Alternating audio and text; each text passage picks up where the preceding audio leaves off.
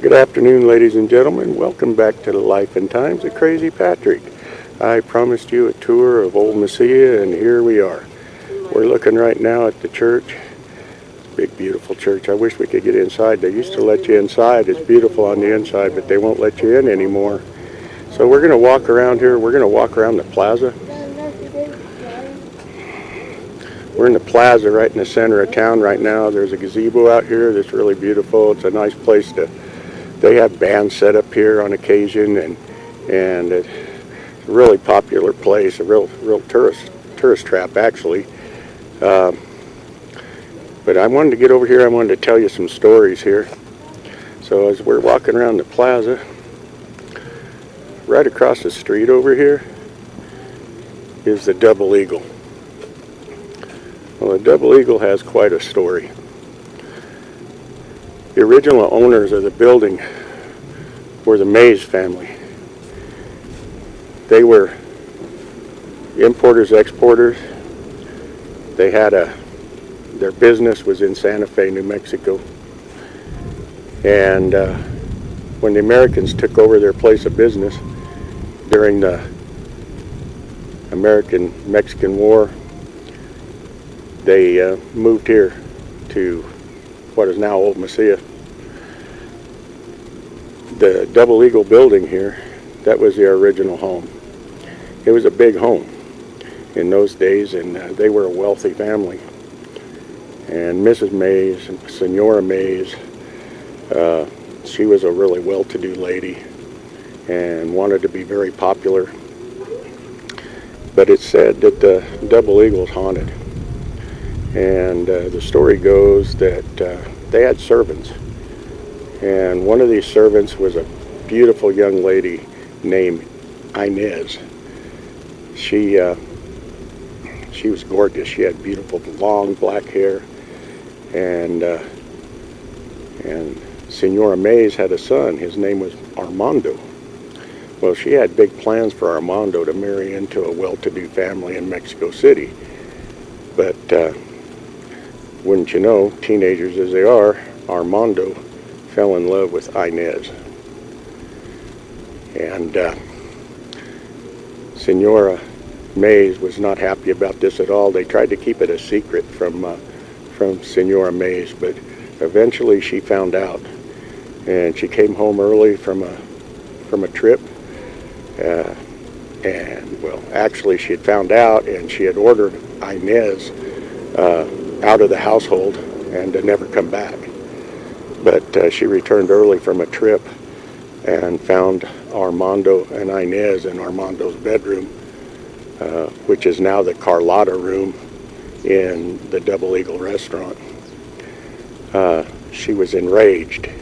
She grabbed a pair of shears from her sewing basket. She went back into the room, and she stabbed Inez in the chest with the shears, and Armando jumped in front of Inez trying to protect her, and in the ruckus, Senora Mays plunged the scissors into her son's back.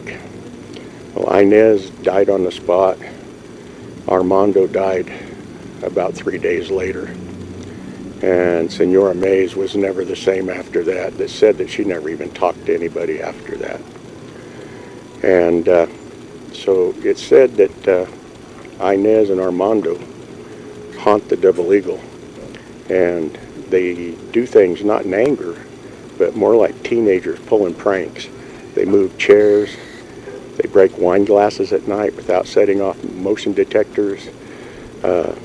They call people's names, and you go to look for them, and there's nobody there. And they just do things to pick on people. So that's one of the big stories here in Old Mesilla about the Double Eagle. Kind of a condensed version. I didn't want to go into the whole story. It'd take a half an hour. But we're going to walk around the plaza now. On down the street here. Across the street on the corner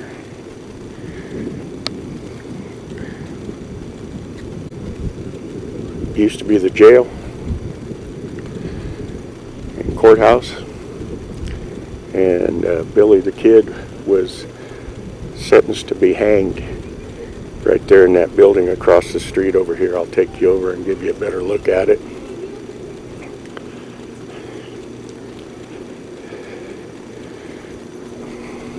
A lot of people here today. Everybody, there's a lot of gift shops. A lot of people here. Really hard to find a parking place. If you're coming off of I-10 and you want to come to Old Mesilla, you'll get off at Avenida de Mesilla and you'll go west, and you'll come right to the town of Mesilla. But this is where Billy the Kid was sentenced to hang, and of course he later escaped, never was hanged here.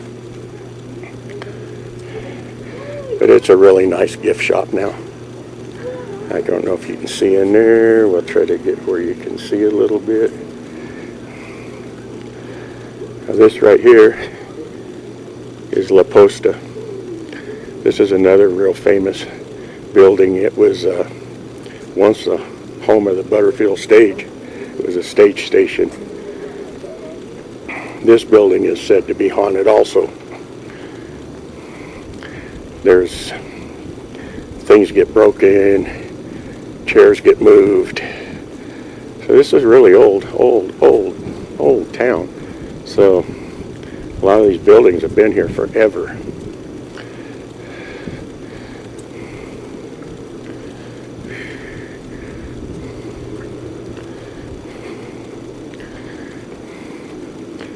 And back here, this is the entrance to La Posta. They have really great Mexican food here. If you ever get here, you got to come here and eat.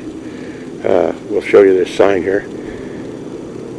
And it says this is the original La Posta, the only station that remains standing on the Butterfield Trail for more than a century and 3/4. These old adobe walls have withstood the attacks of the elements and the men, and have sheltered such personalities as Billy the Kid, Kit Carson, and Pancho Villa.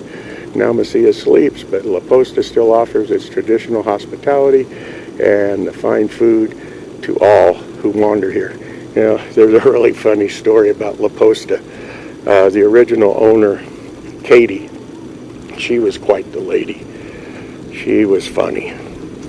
And my ex-wife, grandfather, name was Gus Glass, and he had a farm near here.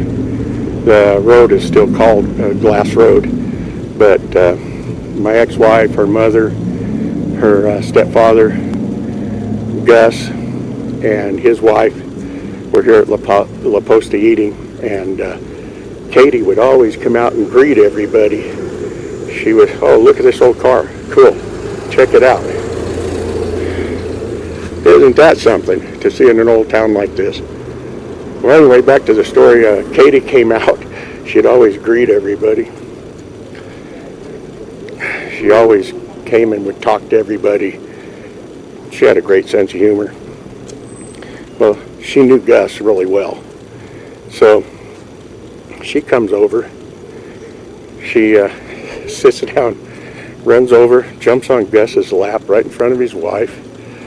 And she says, Gus, is that you? Well, I've never seen you with your clothes on. Right in front of a whole restaurant full of people. Gus turned bright red. He wanted to hide under a rock, but it was too late for that. But that's the way Katie was. She was really something. And we all miss Katie. She was a great human being. And she ended up leaving the restaurant to her cook when she passed away, that was with her for years and years.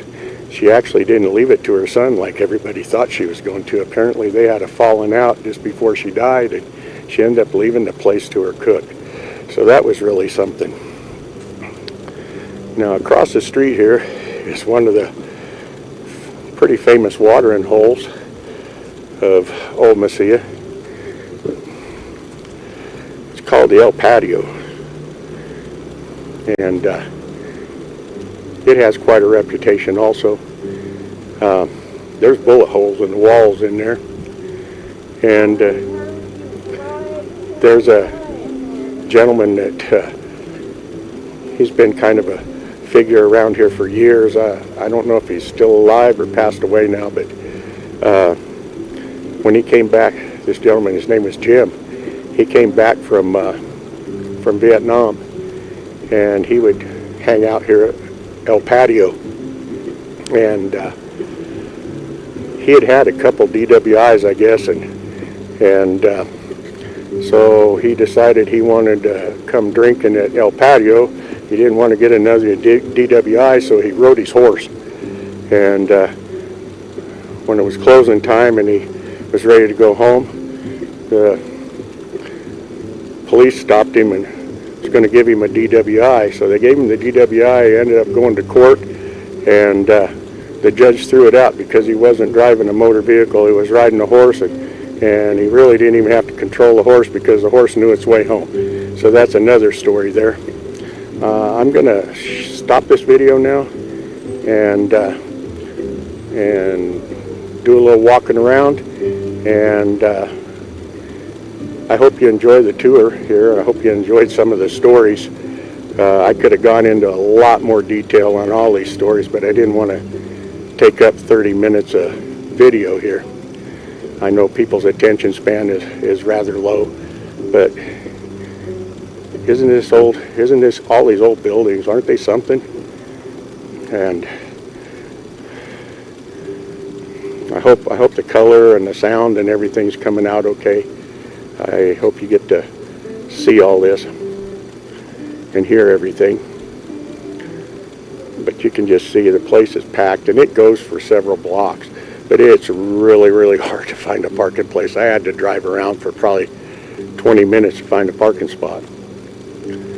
But if you're trying to get off here, you want to come here, just get off at Avenida de Mesilla off I-10 and head west, and it's not very far, maybe 3-4 miles, if that, and you'll come to the village, and it's marked really well.